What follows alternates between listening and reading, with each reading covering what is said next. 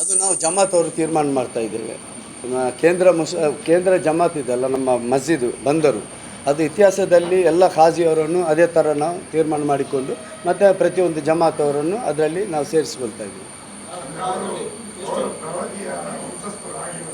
ಹಾಗೇನಿಲ್ಲ, ಅದು ಒಂದು ಇದರಲ್ಲಿ ಹಾಗೇನಿಲ್ಲ. ಅಂಥ ವಿದ್ಯಾಂಸರು ಮತ್ತು ಅನುಭವಿಸ್ತಾರೆ. ಅವರು ಕಲಿಕಟ್ಟೆಯಲ್ಲಿ ದೊಡ್ಡ ಖಾಜಿ ಆಗಿದ್ದಾರೆ. ಅವರು ಕಲಿಕಟ್ಟೆ ಕೋಯಿಕೋಡಲ್ಲಿ.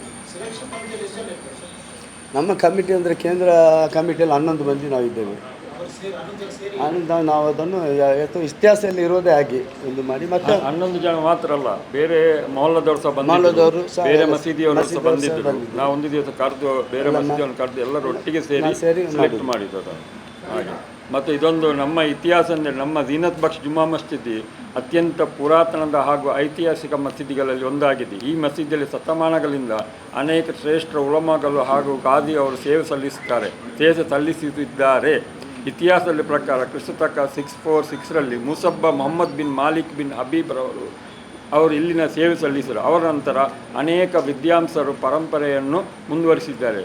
ಮತ್ತು ಅದರ ನಂತರ ನಮ್ಮ ಶೇಖುನ ಅಲ್ ಹಾಜಿ ಕೋಟ ಅಬ್ದುಲ್ ಖಾದರ್ ಮುಸ್ಲಿಯಾರು ಮತ್ತು ನಮ್ಮ CM ಅಬ್ದುಲ್ಲಾ ಮುಸ್ಲಿಯಾರು ಮತ್ತು ಕೊನೆ CM ಅಬ್ದುಲ್ಲಾ ಮುಸ್ಲಿಯಾರು ತೀರಿ ಹೋದ ನಂತರ ನಮ್ಮ ತೋಕ ಅಹಮದ್ ಮುಸ್ಲಿಯಾರನ್ನು ಮಾಡಿದ್ದೆವು. ಅವರು ಒಂದು 15 ವರ್ಷ ನಮ್ಮನ್ನು ಸೇವೆ ಸಲ್ಲಿಸಿದರು. ಅವರ ಹೋದ ನಂತರ ಈಗ ನಾವು ಇವರನ್ನು ಖಾಜಿಯಾಗಿ ಮಾಡಿದ್ದೇವೆ. ಕೆಲವು ಮಸೀದಿಯವರೆಲ್ಲ ಸೇರಿ ಆಯ್ಕೆ ಮಾಡಿದ್ದೆವು. ನಾವು ಮಾತ್ರ ಅಲ್ಲ, ಎಲ್ಲರೂ ಸಹ ಇದ್ದೇವೆ. ನಾಳೆ ಬಂದರೆ ನಿಮಗೆ ಗೊತ್ತಾಗ್ತದೆ ಎಷ್ಟು ಜನ ಸೇರ್ತಾರೆ.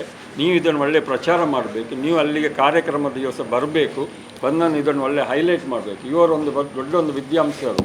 ಇದರಲ್ಲಿ ಇವರು ಕ್ಯಾಲಿಕಟ್ಟಲ್ಲಿ 300 ಮಸೀದಿಯ ಖಾದಿಯಾಗಿದ್ದಾರೆ. ಇದಕ್ಕೆ ನೀವೆಲ್ಲ ನಮಗೆ ಫುಲ್ ಸಹಕಾರ ಕೊಡಬೇಕು, ನಿಮ್ಮೆಲ್ಲ ಫುಲ್ ಸಪೋರ್ಟ್ ಬೇಕು.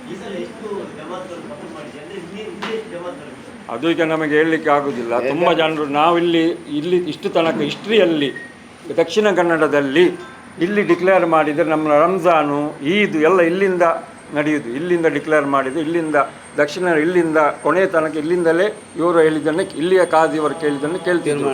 ಈಗ ಎಷ್ಟು ಮಂದಿ ಇದನ್ನು ಇದು ಮಾಡ್ತಾರೆ, ಬಯ್ಯತ್ತು ಮಾಡ್ತಾರೆ, ಬಂದು ಅವರನ್ನು ಅಂಗರಿಸ್ತಾರೆ, ಅದು ನಮಗೆ ಗೊತ್ತಿಲ್ಲ. ಬಂದು ಗೊತ್ತಾಗ ಆದರೆ ಸಹ ಇಷ್ಟು ವರ್ಷ ಚರಿತ್ರವೇ ಝೀನತ್ ಬಕ್ಷ್ ಜುಮ್ಮಾ ಮಸ್ಜಿದ್ ಖಾದಿ ಅಂದರೆ ಅದು ಗಾದಿಯೇ. ಮತ್ತು ಉಳ್ಳಾಲದ ಖಾದಿ ಬೇರೆ ಇದ್ದರು, ಉಡುಪಿಯಲ್ಲಿ ಮಂಗಳೂರಲ್ಲಿ ಇವರೇ ಇದ್ದದ್ದು. ಈಗ ಇನ್ನು ನಾವು ನೋಡಿಕೊಳ್ಬೇಕು ಎಷ್ಟು ಮಾತ್ರ ಏನು.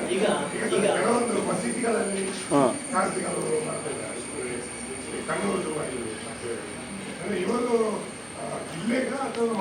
ಈಗ ನಾವು ಇವರನ್ನು ಜಿಲ್ಲೆಗೆ ಮಾಡಿದ್ದು.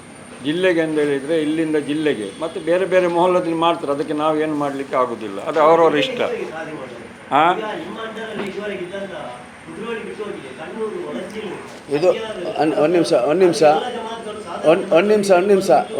ನಿಮ್ಮ ನೀಲೇ ಕರೆಕ್ಟು ಅಲ್ಲ, ಒಂದು ನಿಮಿಷ ನಿಮ್ಮ ಇದು ಕುದ್ರೋಳಿದು ಮಾತಾಡಿದ್ರು, ಅದು ಸುಳ್ಳು ಮಾಹಿತಿ. ಕುದ್ರೋಳಿ ನಮ್ಮ ಬಿಟ್ಟು ಯಾವತ್ತಿಗೂ ಹೋಗಲಿಲ್ಲ, ಯಾರೂ ಸಹ ಹೋಗ್ತಾ ಇಲ್ಲ. ನಮ್ಮದು ಏಕೆಂದರೆ ಜಿಲ್ಲೆ ಅಂತಂದರೆ ಮಂಗಳೂರು ಮತ್ತು ಬಂಟ್ವಾಳ, ಪುತ್ತೂರಲ್ಲಿ ಕೆಲವು ಇದೆ, ಮತ್ತು ಮೂಡಬಿದ್ರಿ ಮತ್ತು ಉಳ್ಳಾಲ ಕ್ಷೇತ್ರದಲ್ಲಿ ಕೆಲವು ಕಡೆ ಇದೆ. ಹಾಗಿರುವಾಗ ನಾವು ಅದು ಪರಂಪರಾಗಿ ನಾವು ಜಿಲ್ಲಾ ಖಾಜಿ ಅಂತ ತೀರ್ಮಾನ ಮಾಡ್ತೇವೆ. ಮತ್ತು ಅವರಿಗೆ ಬಿಟ್ಟೋದು, ಕೆಲವರು ನಾಳೆದ್ದು ಬಂದು ಅಲ್ಲೇ ಅಧಿಕ ಇದು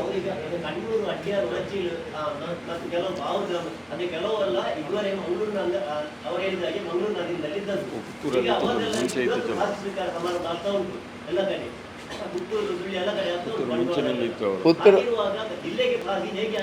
ನೋಡಿ, ಪುತ್ತೂರಲ್ಲಿ ಮೊದಲು ಕೂಡ ಇತ್ತು, ಮಿತ್ತವೆಯಲ್ಲಿ ಕೂಡ ಮೊದಲು, ಬೇರೆ ಕಡೆ ಕೂಡ ಮೊದಲು ಇತ್ತು. ಅದು ಹೊಸದು ಏನಲ್ಲ, ಅದು ಬೇರೆ ಬೇರೆ ಬರ್ತಾ, ಅದು ಅವರವರಿಗೆ ಬಿಟ್ಟ, ಜಮಾತವರಿಗೆ ಬಿಟ್ಟ ವಿಷಯ. ಯಾರೆಲ್ಲ ಇವರನ್ನು ಆಯ್ಕೆ ಮಾಡ್ತಾರೆ, ಬೈಯತ್ತು ಮಾಡ್ತಾರೆ, ಸ್ವೀಕರಿಸ್ತಾರೆ, ಅದು ಅವರವರು ಬಿಟ್ಟ ವಿಷಯ. ಈಗ ನಾಳೆದ್ದು ಬರುವಾಗ ಒಂದು 50-70 ಜನ ನಮ್ಮ ಜಮಾತವರು ನಾಳೆದ್ದು ಬರ್ತಾರೆ, ಮತ್ತು ಉಳಿದವರು ಅವರವರ ಮಸೀದಿಯಲ್ಲಿ ಕರೆದು ಅವರು ಖಾದಿ ಸ್ವೀಕಾರ ಮಾಡ್ತಾರೆ. ಧನ್ಯವಾದ.